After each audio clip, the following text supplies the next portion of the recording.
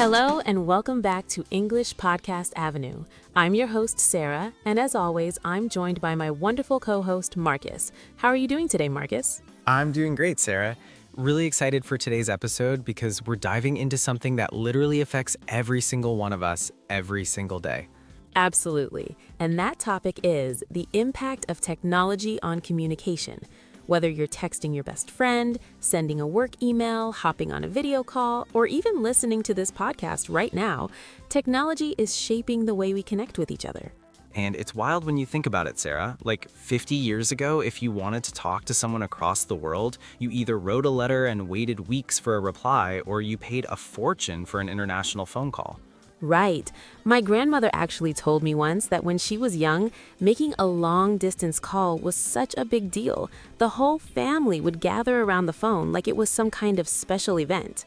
That's such a beautiful image, though. There was something ceremonial about it. But now, I can FaceTime my cousin in Australia while eating breakfast in my pajamas, and it costs me absolutely nothing. Exactly. And that accessibility is one of the biggest positives technology has brought to communication. Distance is no longer a barrier. You can maintain relationships across continents in real time. Totally. And for language learners especially, and we know a lot of our listeners here at English Podcast Avenue are working on their English, technology has been a game changer. You've got apps, YouTube channels, podcasts like ours, AI language partners. The resources are endless. That's such a good point. Before the internet, if you wanted to learn English and you didn't live in an English-speaking country, your options were pretty limited. Maybe a textbook, maybe a class if you were lucky.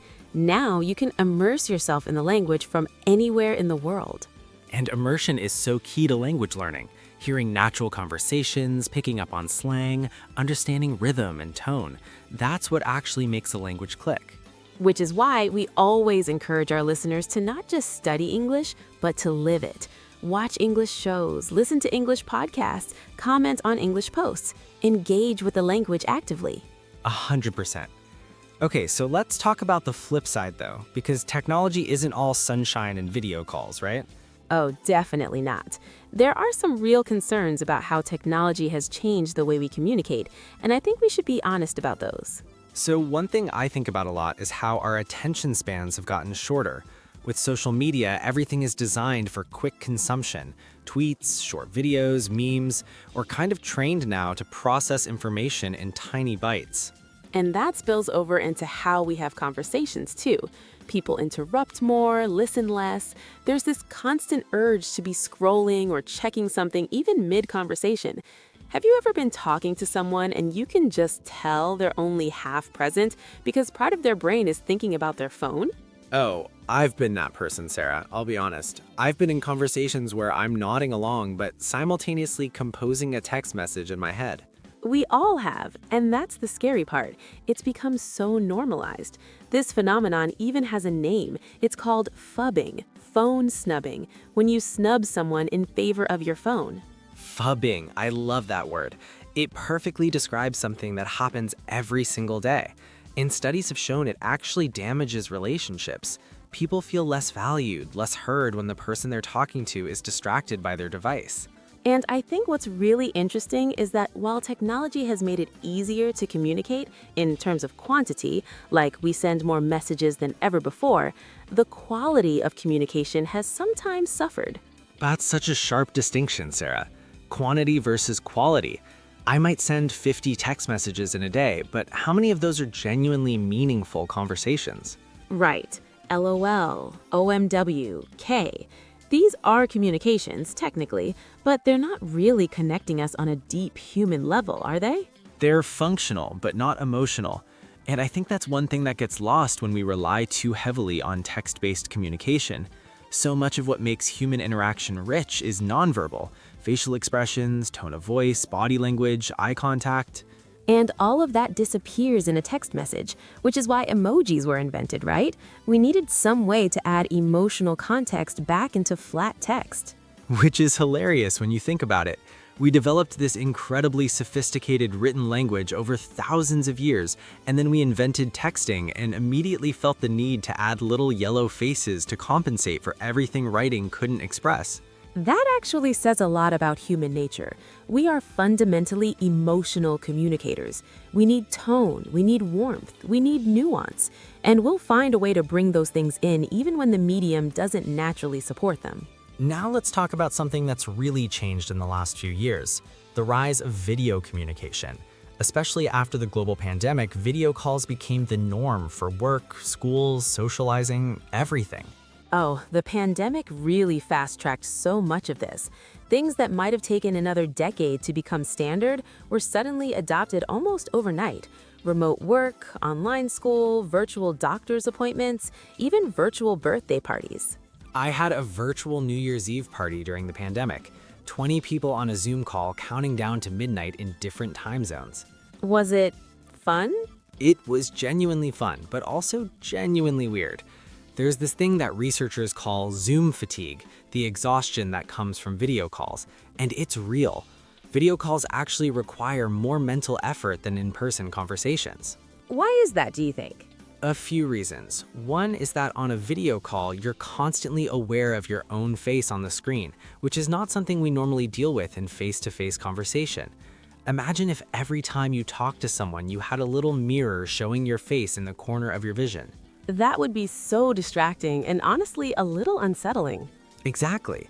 And then there are the tiny technical delays, the lag in audio and video that throw off the natural timing of conversation. You end up accidentally interrupting people or those awkward pauses where you both start talking at the same time. The "no, you go ahead" loop. I know it well. So while video calls have been an incredible tool, they're not a perfect replacement for being in the same room with someone. Now I want to touch on something that's really reshaping communication as we speak, and that's artificial intelligence. AI chat tools, AI writing assistants, AI translators. How do you feel about the role of AI in communication, Marcus? Honestly, I have mixed feelings. On one hand, AI has broken down massive language barriers. Real-time translation is getting so good that people who don't share a language can now have meaningful conversations with each other. That's genuinely incredible. It really is. Think about what that means for international diplomacy, for business, for travel, for friendship. Language has always been one of the great dividers of humanity, and technology is actively dissolving that division. On the other hand, there's something a little unsettling about the idea of AI mediating human communication. Like if I'm having a conversation with someone through an AI translator that's rephrasing and interpreting everything, how much of that conversation is actually between us? It's a philosophical question, right? Is the meaning being preserved, or is something getting lost in the algorithmic translation? And then there's the concern about authenticity. When people use AI to write their emails, their messages, their social media posts, whose voice is that really? That's something we think about in language learning too. If a student uses AI to write their English essay, yes, they produced something in English, but did they actually learn anything? Did they develop their own voice in the language? There's no shortcut to finding your own voice, in language or in life. Deep, Marcus, very deep. I have my moments. Okay, let's talk about social media for a second, because it's probably the biggest transformation in how people communicate socially in the last 2 decades. Without question, social media has changed not just how we communicate, but who we communicate with and how we present ourselves to the world. Before social media, your social circle was largely determined by geography, your neighbors, your classmates, your coworkers. Now you can build a community around shared interests with people from every corner of the planet. Which has been amazing for people who feel like outsiders in their immediate community. Someone growing up in a small town with niche interests or a marginalized identity can find their people online. That sense of belonging, it can be genuinely life-changing. At the same time, social media has introduced this culture of performance into communication. We're not just talking to each other, we're curating ourselves. Every post is a kind of personal branding exercise. And that can make communication feel less genuine. People share the highlight reel, not the full picture. And then we compare our behind the scenes to everyone else's highlight reel and feel like we're falling short. Which has real mental health consequences. There's been a lot of research linking heavy social media use, particularly for young people, to increased anxiety, depression, and loneliness, which is ironic since these platforms are designed for connection. connection and loneliness coexisting. That might be the defining paradox of the digital age. Well said. So, what do we do about all of this? I don't think the answer is to throw our phones in the ocean and go live off the grid. Although that sounds appealing sometimes. Very sometimes. But I think the key is being intentional about how we use technology for communication, using it as a tool, not letting it use us. I love that framing. And I think that means different things for different people. For some people, it might mean setting phone-free hours during the day. For others, it might mean choosing a phone call over a text when you want to really connect with someone. Or making more effort to have in-person conversations rather than defaulting to messaging. There's something irreplaceable about being physically present with another human being. And for our language learning listeners, it might mean pushing yourself to actually speak English with real people, not just practice in isolation.